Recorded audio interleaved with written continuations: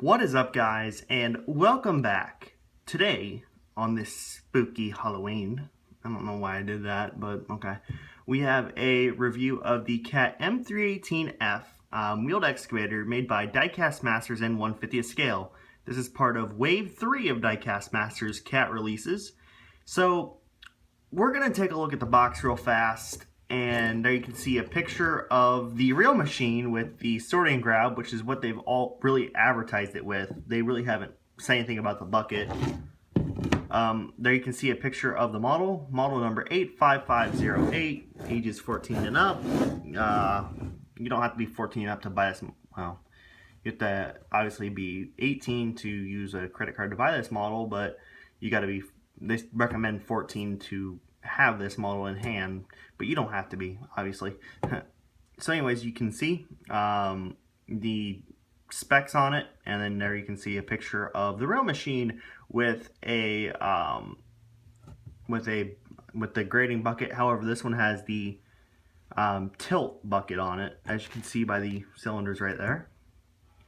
But anyways, we're gonna go ahead and look at the model itself, and I'm very much looking forward to this. Now, obviously the expectations are quite low for me, considering the last wheeled excavator we got from, well, the last cat wheeled excavator we got from, you know, Caterpillar, which was the Diecast M316, and that model just sucked, to put it simply. As you can see, I have the bucket and the grapple. We're going to take a look at the attachments here in a minute, but we're going to start off on the, stay open. We're going to start off on the back of the machine, and we're going to work our way forward. On the back, you can see the counterweight with the brake lights and the reflectors on them. It would have looked cooler if they were painted red, but whatever. And there you can see your rear view camera, the cat logo on the counterweight, and there you can see some very nice sculpting on the cast. On the back, you get a blade with the brake lights, which are red, and this could be used as a stabilizer, which does in fact lift the wheel off the ground, as you see, and it does come up nice and far, and it doesn't rub with the counterweight, which is good. The spacing and proportions are done quite well. Over here, this is the side where all the access doors really are. This one would be to access the engine. Cat M318F, and it looks like there's a little bit of a paint smudge, but it's nothing major. And there you can see the handle is painted with the safety decals, and the same there, and a reflector which seems to be missing a little bit off of it, and another reflector there. And yeah, there you can see very nice proportioning on the black to yellow ratio. Up top we got some nice details. As you can see, one thing Diecast Masters seems to excel with is the hydraulic line detail. As you can see, the lines are being directed to the hydraulic pump.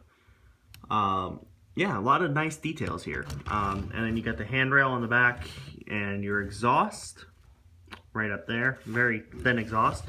You got the lifting eyes on the counterweight, which are actually drilled through, as you can see. Obviously the counterweight's not removable, but whatever. And you can see, I guess that's a work light on the back, but it doesn't have a silver surface, which made me doubt it there for a second. On this side, M318F, and again, the door latches are painted, and here you can see the cab with very nice details in it, and then Billy back in the cab, Billy the Builder, not Bob the Builder, because I'm pretty sure that's still copyrighted, if that's even still a show. If it's still a show, please comment below and tell me. I don't know, honestly. It's been forever since, you know, Bob the Builder, you know, yeah. But if that's still a show, someone comment below and tell me. I'm very curious. Anyways, you can see in the cab nice fine details, even a cat logo on the back of the seat, which you can barely see because the guy's covering it up, but it's there, which is awesome. On the front, we do have a windshield wiper, which I think is a little bit oversized. Sorry about that. You know, obviously it wants to focus on that, but it is a little bit oversized if you ask me in the plastic wise, but whatever. You can see the work lights, and they are yellow there, and then little visor, I guess. The wheels, they do roll nicely, and it looks good with the black undercarriage. The stabilizers, they do go down. They're a lot easier than they were when I was filling with this model a minute ago. They do touch the ground. They don't lift the machine off the ground, but they do touch the ground, which is good. They were very stiff prior. So, you know, The undercarriage, very simple. There you can see them underneath it. As for steering, I mean, it's got decent steering. I mean, you can get a pretty decent angle. The tires do rub this here a little bit, but it's no big deal. So yes, and on the front here you can see the work lights, plastic mirror, and then Cat logo there. So now we move on, and here you can see the snakes, the massive snakes, of the hydraulic hoses. So now let's get to the three-piece boom, and this is one of the things that I complain about quite often. I know you guys have probably heard this before, but can we please, oh please, get a flipping wheeled excavator without this three-piece boom? I have never seen a wheeled excavator with a three-piece boom. Of course, I haven't seen many wheeled excavators at all, but I mean, because they're not common around here, they're not really necessary. But the only one that I know that has a standard two-piece boom is the Case 185 by Conrad. But it'd be nice to see one with the standard two-piece boom instead of a three-piece, but whatever. The dig depth is pretty good, and with the three-piece boom assisting, it's even better.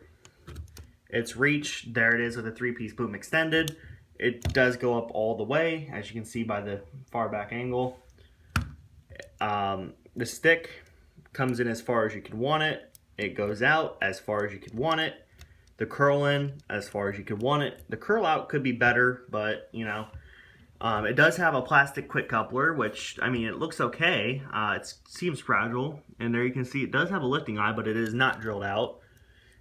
Simply to take off the implement, the attachment, whatever you call it, it's simple as that, and then you just take and snap this on. It can be a little bit fiddly, and there you go. The bucket has some nice details to it. There you can see the cut angle, or the cut blade, whatever, the cut edge. It again curls in as far as you could want it. It dumps pretty well. It will get whatever you have in the bucket out. It's just good. It's a good piece. So yeah, now as for the grapple, it's actually got that logo on it, which I mentioned in Bobcat 1 Deer 2 Cat 3's unboxing that I did with him when I was with him. I mentioned that Scott for a time did not put this logo on the attachments that required it. Now that it's back, it's good. As you can see, it opens up all the way. It closes up all the way. It utilizes hydraulic cylinders. And then there you can see the coupler itself, and it does spin a full 360, obviously. There, it spins good enough. It's pretty easy, pretty nice. The model, after we got the M316, I really lost hope for Cat wheeled excavators, but this sort of redeemed the hope.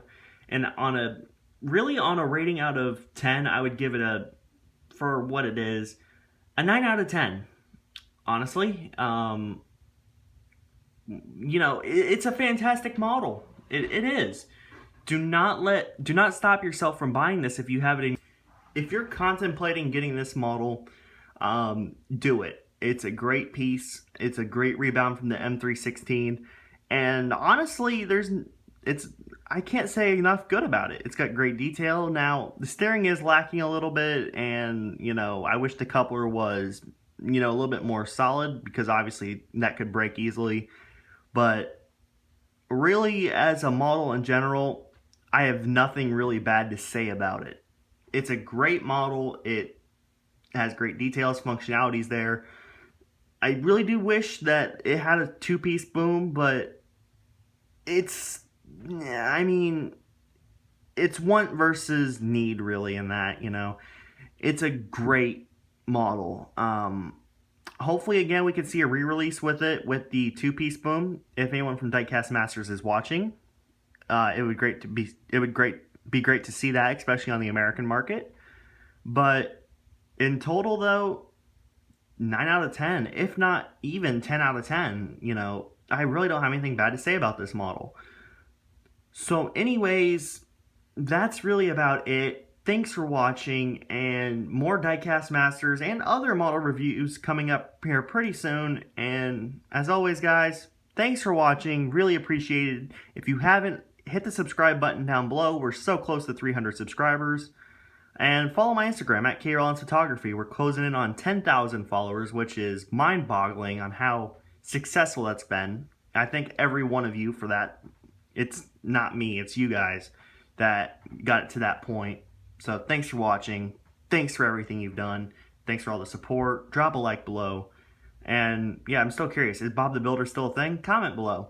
But anyways, guys, thanks a lot. Peace out.